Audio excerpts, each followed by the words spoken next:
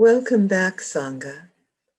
Um, Before I go to my prepared or thought about remarks, I just want to acknowledge someone who wrote me privately on the chat to say that they're going through a hard time. And I certainly, and I want to acknowledge all of us go through hard times. It's part of the nature of life. And I'm wishing you ease. I'm wishing you comfort. I'm wishing you practices, modalities that help you walk through this time. And I wanted to begin just by reading something from Thich Nhat Hanh. When we sit together as Sangha, we enjoy the collective energy of mindfulness, and each of us allows the mindful energy of Sangha to penetrate us. Even if you don't do anything, if you just stop thinking and allow yourself to absorb the collective energy of the Sangha, it's very healing. Don't struggle. Don't try to do something. Just allow yourself to be with Sangha. Allow yourself to rest, and the energy of the Sangha will help you, will carry and support you. And I thought about this today because we're a people of color, Sangha. We hold great diversity, and the diversity is not only in our identities, it's in the type of suffering that we experience.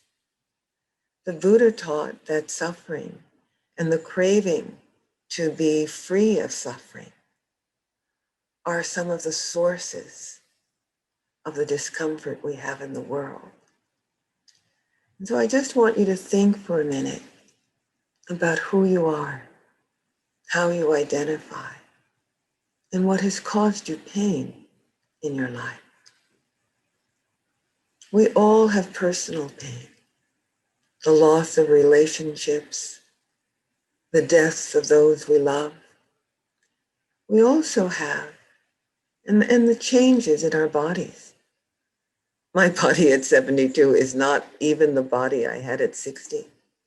And I've had to learn to let go of some of the abilities I used to have and just accept the unfolding nature of the body and how I learn to do different things and to practice different things.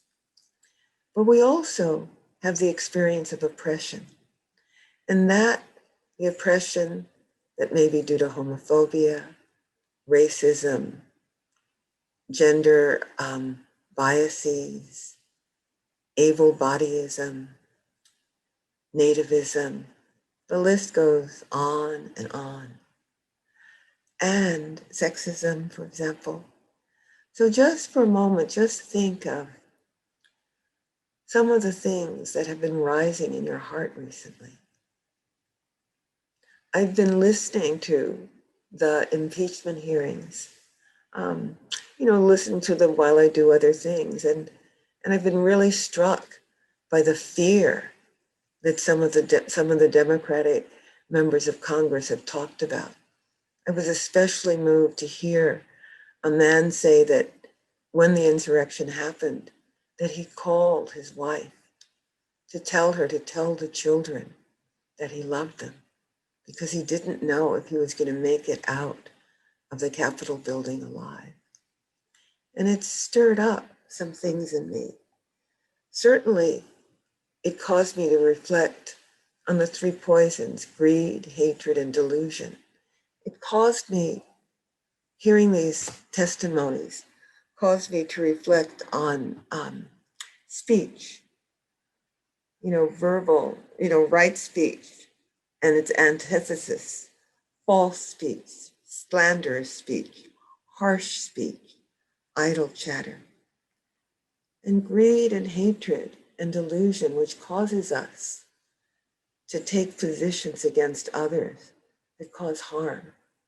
We can see that the false speech of they're stealing the election led to acts of great harm.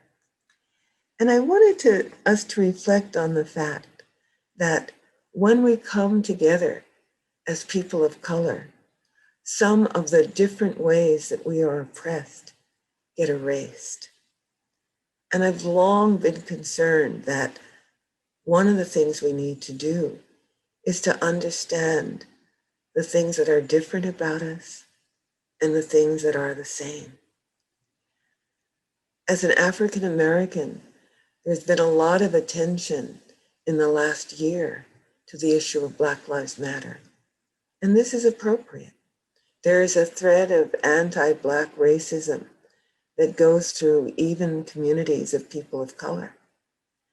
And so bringing that out, waking up to that reality is important. It's important to know, for example, that some of the African Americans who traveled the Trail of Tears with the Cherokee and the Choctaw and some of the other First Nations people in the US, some traveled as beloved kin, marrying into, being adopted children of First Nations people. And some of them traveled the Trail of Tears as enslaved people. Both and. Both are true. And we have to hold those truths and not shy away from them. One of the things that came through today for me is that there's been a great rise in anti-Asian sentiment. This was stoked again by false narratives, by slander, by false speech, so that this pandemic and the virus has now been seen as something that originated with Chinese people. And the increase in hate crimes is actually quite serious. Just between March and July of this year, over 2,300 self-reported incidents of hate crimes against Asian Americans arose. And because of the myth of the model minority, there's sometimes a great silencing of Asian Americans. Back in the 80s, the murder of Vincent Chin, who was a Chinese American living in Detroit, killed a week before his wedding because of anti-Japanese sentiment among workers at a closed auto plant. The 80s were a time when fuel-efficient cars began to enter the American market and auto plants closed. And the two people who killed Vincent Chin did so out of anti-Japanese sentiment, unable to see the difference, not that it would make a difference in terms of the senseless murder of one person who becomes a scapegoat, a target. You know, again, greed, hatred, delusion for the loss of a job. The judge refused to sentence these men for murder. They freely admitted their crime. He said, "We fit the punishment to the people, not the crime." And these people, these were fine, upstanding people who did not deserve to go to prison. Reminds me of some of the statements made by our former president. He sentenced them to $3,000 each for participating in murder. And I think he gave them probation. As an African American, my people have lived through the non-sentencing of people who have killed Black people again and again and again.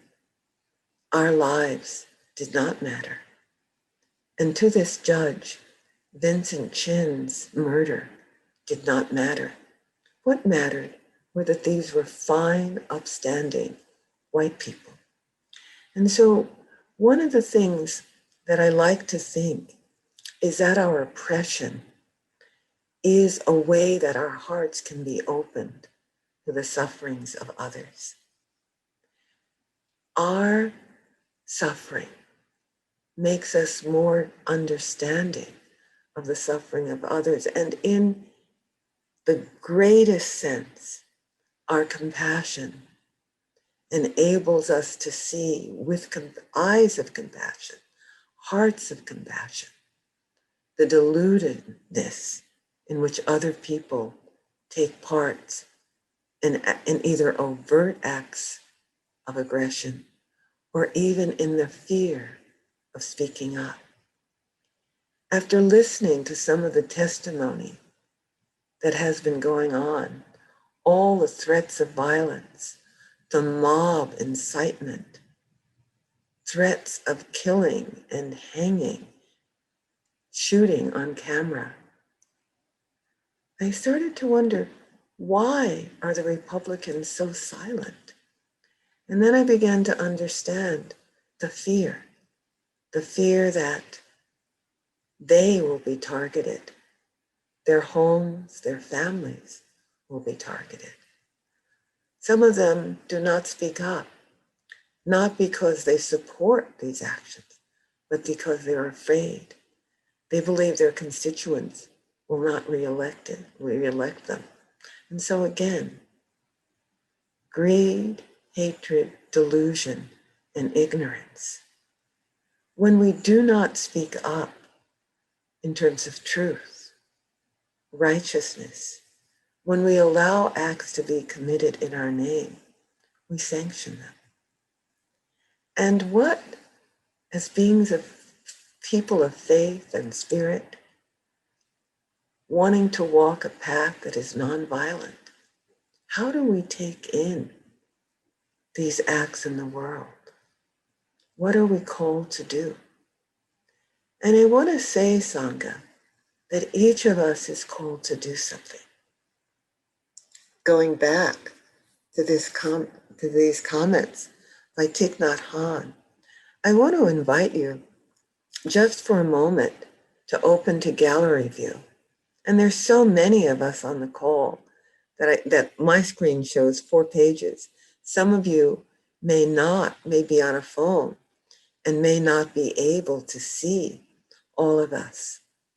But I want you to know that we are people of many nations, many faith traditions, many ethnicities.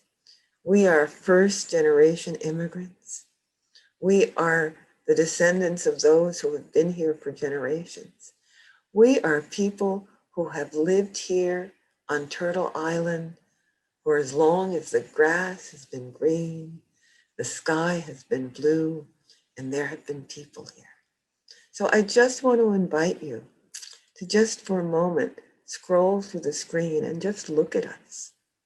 Look at all the people who are here. If it's easy, put your video, open up. Oh, and there is a cat. Welcome. Welcome, 4-legged furry friend. Just look at all of us who are here. We all want to be at peace. We all want to be seen for the gifts and talents that we have. We all want our bodies, our sexual orientations to be seen and honored.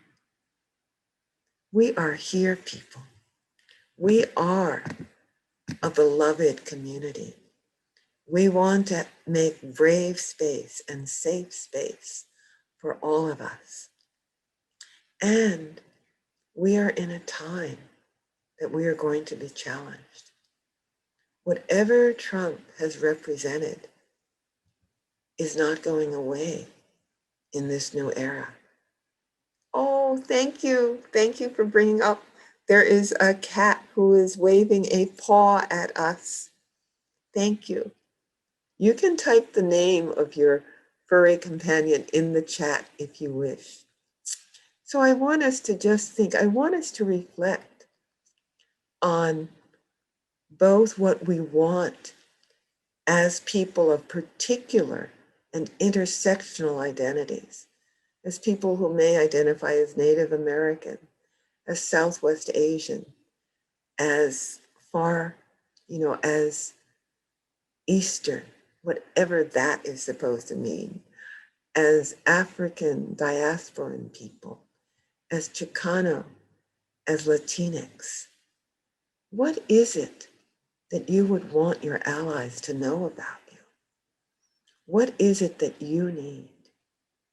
And second question, what acts of interethnic solidarity have you experienced or you taken part of? As an African American, I want to acknowledge that I am on unceded Ohlone territory. Here at East Bay, we have been encouraging people in our workshops not only to put up their gender identity, their gender pronouns, but also to name the lands of the First Nations people that we are currently living on. And that's a wide variety. And also there is an app that I think says that if you type in the land that you live on, at least for the USA, I'm not sure that it applies to other countries, but that you can find a link. There's a link that will take you to the indigenous peoples of the state or city or area you live on. And so we want to be members not only of this Sangha, but of a global Sangha, of those whose hearts are turning toward peace, of those who want to wake to the realities, not only of our own oppression, but the oppression of others. And so I'm going to ask us, those of us who are willing, to go into breakout rooms. Now, I know breakout rooms do not work for everybody, and that's fine. We are about accessibility. One of our multicultural agreements is the right to pass. So we're going to go into breakout rooms, and I'm doing this a little early because I tend to run late, and there's actually been a request that we not run over. So I'm doing my best to try and get us out of here on time. But I really want the Sangha to share. Each of you has medicine. Now, you can share by staying in this main room. You can go back to silent practice. You can take a little rest break or food break. You can do some movement practice. But if you go into breakout rooms, I want you to explore two questions. One of them is to state your name in any way that you want to identify. And it may not be around your ethnicity. It may be around your sexual orientation. It may be around, being a grandmother. It may be, it's however you identify. And what do you want people who are not of your identity to know about treating you well? And what acts of interethnic or intersectional support have you witnessed? I want to say that when I was a child with a very abusive mother, one of the people that took me in, whose house I lived in for periods, was Yuri Kochiyama, who was a Japanese American activist, who was a personal friend of Malcolm X. And I learned something about living in her house and, joining the student groups, SASSY, Students Against Social Injustice, that her oldest son formed. And that Yuri, when I came back from a trip to Africa, told me about a college program that was just beginning, that was a pre-med or pre-nursing. And so that's a way that I was supported. I was supported by someone who was not of my ethnic identity. And so I want you to share something that you have witnessed or something you've taken part in. How have you reached across the line? I'm going to post at the end a woman who is Muslim who's actually formed a woman's mosque, sent something out that came across my email that's talking about a solidarity gathering for people of faith to support Asian Americans. It's going to be at Madison Park on Saturday, and we'll post that in the link. This space that we're in crosses national boundaries. It crosses boundaries of race and gender, sexual orientation, ability, disability, geographic place of birth, native and non-native heritage. Let's open our hearts. And first, just let's feel compassion for ourselves. And then let's extend the well-wishing that we have for ourselves to everyone on this call, this session. May you and all your ancestors be well, be safe, be happy.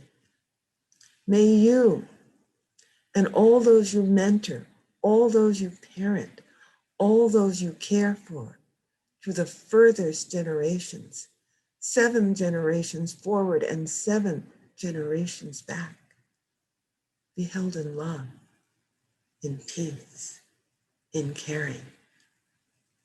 May we thrive together. May we thrive together. May we thrive together. I am because we are. Thank you, thank you, thank you. Ashe, Homitakweyase, and Makesh. Shalom, salam, namaste. Thank you.